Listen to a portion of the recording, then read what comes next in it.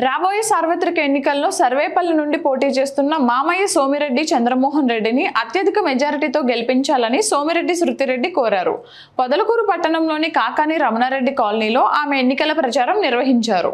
ముందుగా కాలనీలోని పోలేరమ్మ చౌడేశ్వరి అమ్మవారి దేవస్థానాల్లో ప్రత్యేక పూజలు నిర్వహించారు. ఈ సందర్భంగా కాలనీకి విచ్చేసిన ఆమెను కాలనీ వాసులు నాయకులు గజమాలతో ఘన స్వాగతం పలికారు.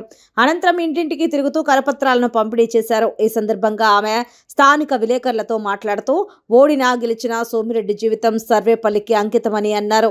త్వరలో జరిగే సార్వత్రిక ఎన్నికల్లో మామయ్య సోమిరెడ్డిని అత్యధిక మెజార్టీతో గెలిపించాలని కోరారు.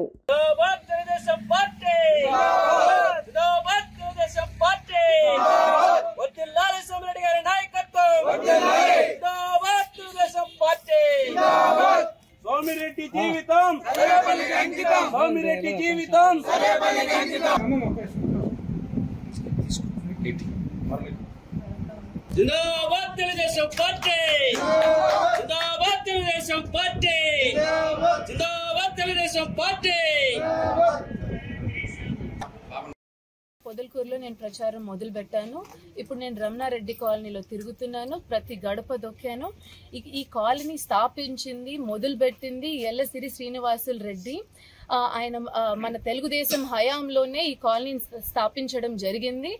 ఆ టైంలోనే ఆయన పేరు పెట్టకుండా రమణారెడ్డి గారి పేరు పెట్టారు కాలనీకి. అసలు అది చాలా విచిత్రము, దౌర్జన్యం కూడా. అది గుర్తించుకోండి ప్రజలందరూ చెప్తున్నాను. మామయ్య గారు ఈ కాలనీకి ఎంతో చేశారు. మన టైంలోనే ఇక్కడ మనము మామయ్య గారు మంత్రి ఎమ్మెల్సీ అయిన మరో క్షణమే ఇక్కడ కరెంటు కూడా టౌన్ కరెంటు షిఫ్ట్ చేయించాము. అప్పుడు రూరల్ కరెంటు ఉంది.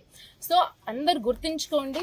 ఇక్కడ డెవలప్మెంట్ కూడా ప్రభుత్వం రాగానే నాకు ఇంకా చాలా సమస్యలు కనిపిస్తున్నాయి. రమణారెడ్డి కాలనీ అని పెట్టారే గానీ డ్రైనేజ్ ఇష్యూస్ ఉన్నాయి, కరెంట్ ఇష్యూస్ ఉన్నాయి, అండ్ అరాచకాలు ఎక్కువ ఉన్నాయి. ఎందుకంటే ఇక్కడ కరెంట్ ఒకవేళ టీడీపీ అనుచరులు ఉంటే వాళ్ళ ఇంటి ముందర కరెంటు బీకేసి అట్లాంటి బెదిరింపులు ఎక్కువ ఉన్నాయి. ఎవ్వరూ బెదరొద్దండి. ఎందుకంటే భయం అనేది సృష్టిస్తున్నారు.